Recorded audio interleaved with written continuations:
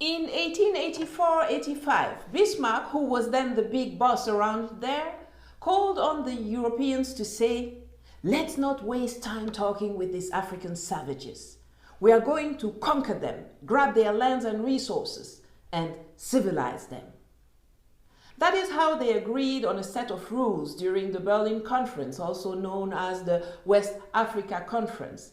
And by mutual agreement, they jointly came down on us to carve up our territories and butcher us. After World War II, they once again divided the world among themselves. Russia got its share with Eastern Europe, the USA had its part in the Middle East and Latin America, China took Asia, and Africa was left to the French and English. It's because the French violated the terms of the deal by meddling in Crimea, Georgia, and Ukraine that the Russians are standing by our side today. But make no mistake, they aren't here out of love for us. They are here for their own interests and also to punish France for stepping on their toes.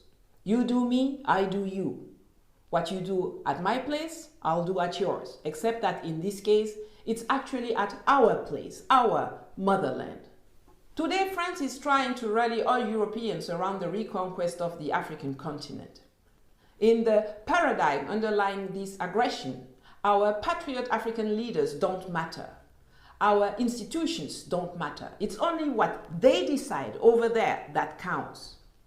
They are certain that there will always be local accomplices, local puppets on the ground, like the ECOWAS or the African Union sellout leadership, to ensure their orders are executed. But while these may be true for some African leaders, it's no longer the case for the African people. The French have not evolved. They fail to realize the generational shift that has occurred in Africa. The post-independence era with the likes of Senghor or Houphouët, who swore allegiance to French domination, is over. The ones who followed, who studied in France, the UK or the US and only felt truly African when following instructions from the Élysée Palace, the Quai d'Orsay, the White House or Downing Street, are becoming the minority.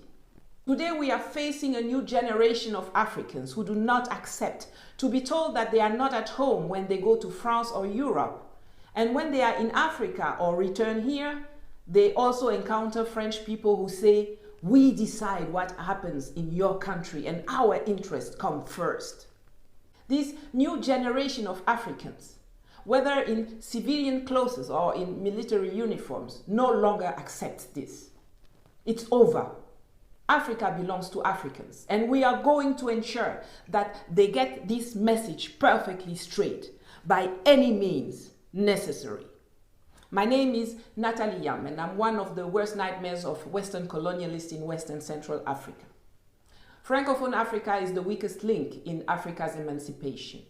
I call upon all economic and political freedom fighters of Southern Africa, Eastern Africa, Northern Africa, and the diaspora to unite with us, to enable us to kick France and the West out of our continent and finally exercise our sovereignty to take off towards progress, prosperity, and stability.